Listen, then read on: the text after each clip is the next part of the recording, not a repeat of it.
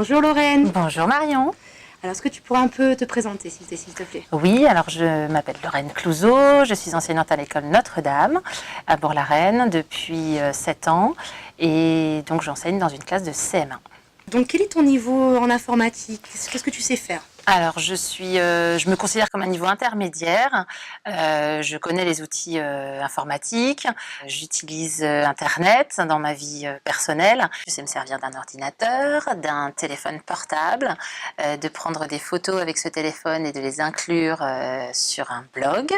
Également faire des liens de vidéos, notamment sur des plateformes de vidéos sur Internet, et les inclure dans le blog. Tu te sens à l'aise? Je me sens à l'aise, tout à fait, avec les outils numériques.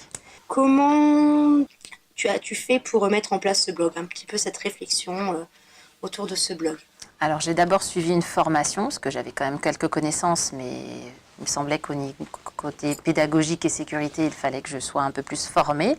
Donc j'ai suivi une formation. À la suite de cette formation, ils nous ont donné des adresses de blog ou de plateformes pédagogiques sécurisées. Je me suis lancée à la recherche de blogs qui pouvaient être intéressants, forger ma propre opinion par rapport au projet que je voulais développer, à savoir partir en classe découverte et comment du coup informer les familles au mieux. Et en ayant fait ces recherches, j'ai trouvé une plateforme numérique et ça a pu après être présenté en équipe, mais ça leur a paru être trop lourd, trop complexe. Et au fur et à mesure des années de classe découverte et de blogs testés, j'ai donné l'envie à mes collègues de niveau, donc à mes 2 collègues de CM1, de se lancer dans l'aventure. Tu as demandé l'autorisation à l'IEN ou au chef d'établissement pour mettre en place ce blog? Alors j'ai demandé déjà au chef d'établissement si c'était possible de mettre ça en place, puisque c'était la première fois dans l'école que ça se passait, et on en a informé l'IEN, effectivement. Tu as décidé de mettre en place ce blog au sein de ta classe. Pourquoi en fait? À quoi sert-il? Alors, au tout départ, il devait servir pour informer les familles lors de notre voyage en classe découverte. Et ensuite, il a été ouvert aux devoirs pour informer les parents sur les devoirs. Et la vie de la classe, je le fais de plus en plus avec des photos, avec des récits de ce que l'on fait, de ce que les enfants vivent en classe. Apparemment, les élèves sont intégrés dans ce projet, ils sont acteurs. Tout à fait. Alors, ils ont des codes d'accès spécifiques élèves pour pouvoir participer à des articles, pour pouvoir réagir. Et l'écriture en tant que telle du blog, c'est à ma charge. C'est effectivement moi qui écris. Et ça peut également être les élèves quand on a un temps de classe en collectif par rapport à une séance de sport, par rapport à une visite. Voilà, on le fait ensemble. Qu'est-ce que ça apporte au niveau des parents? Alors les parents, eux, ils voient un intérêt par rapport à la classe découverte pour du coup voir ce qu'on y fait, comment on y vit, et par rapport aux devoirs aussi, puisque les parents ont accès aux devoirs, au cahier de texte. C'était une demande des parents, effectivement, et puis également qu'ils puissent réagir en dehors de la classe découverte sur la vie de la classe que nous avons.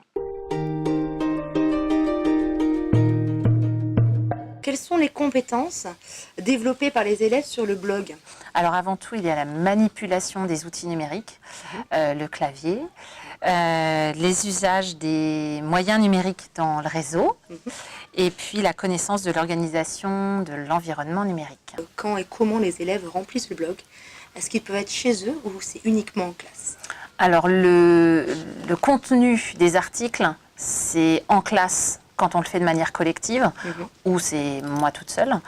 Et les réactions, les commentaires et ce qu'ils peuvent apporter de plus dans des articles, ils peuvent le faire à la maison grâce à un code d'accès élève. Donc quand ils sont en classe, qu'ils pratiquent l'outil informatique, notamment au travers du blog, est-ce qu'ils ont un apprentissage spécifique en amont? Moi, je ne propose pas d'apprentissage spécifique de l'outil numérique.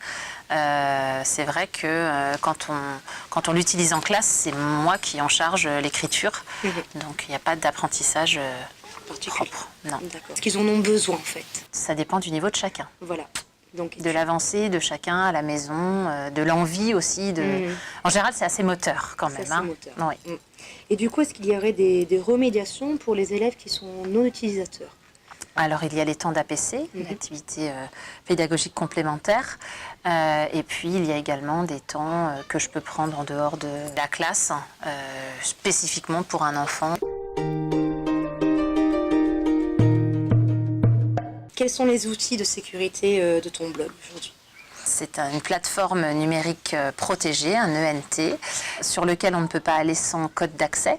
Donc des codes d'accès sont fournis.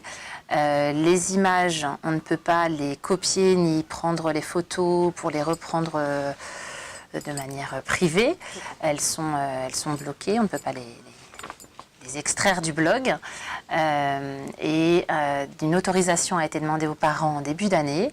On a reformulé spécifiquement pour le blog cette autorisation juste avant de lancer le blog. Les parents ont ces codes d'accès. On a 3 types de codes sur cette plateforme-là.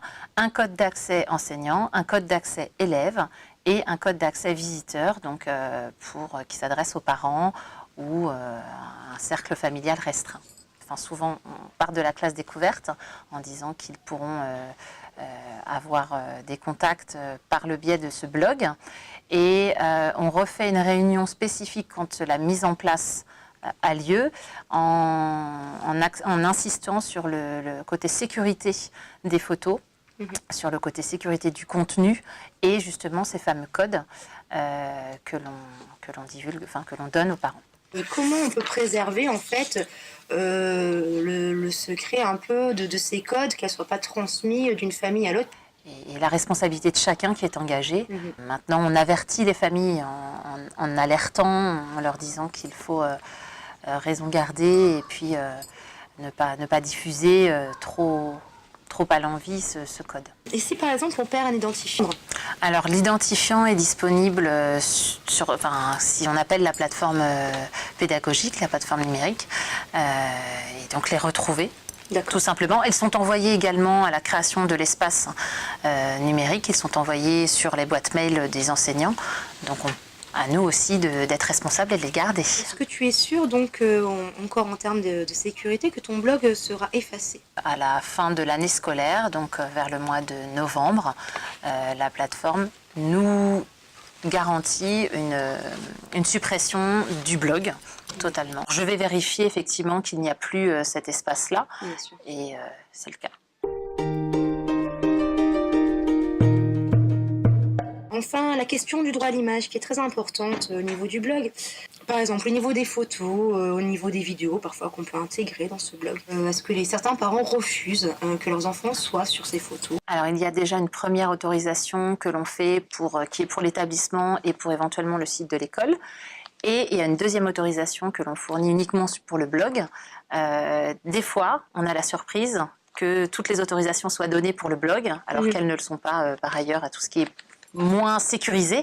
Donc on a bien cette preuve quand même que le code d'accès rassure les parents et qu'au niveau des photos, qu'ils ne puissent pas prélever du blog, je pense que ça rassure aussi.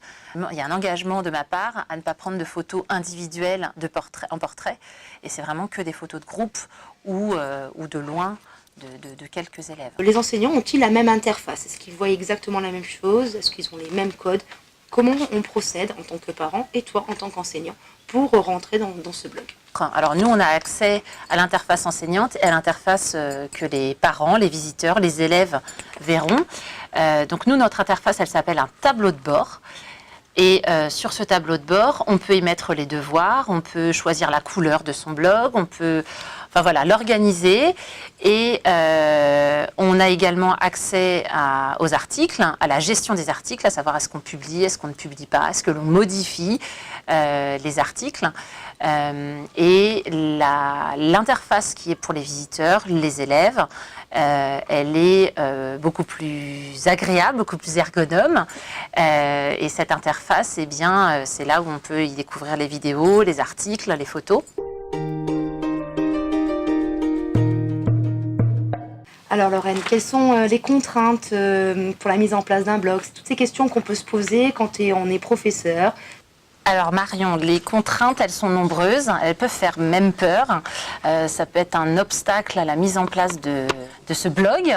Effectivement, quand on utilise peu les outils numériques dans son quotidien, effectivement, ça peut demander un apprentissage déjà personnel qui peut être chronophage. Et en même temps, on est quand même dans une société où on les utilise quand même régulièrement. Et puis on peut se faire aider aussi en équipe, c'est ce qui s'est passé dans mon cas. Les élèves, ils trouvent un profond intérêt puisque ça fait écho à leur vie en classe. Plus on va l'utiliser et plus ce sera facile, en tout cas ce sera accessible. Donc à mon avis, tout le monde en est capable. Voilà.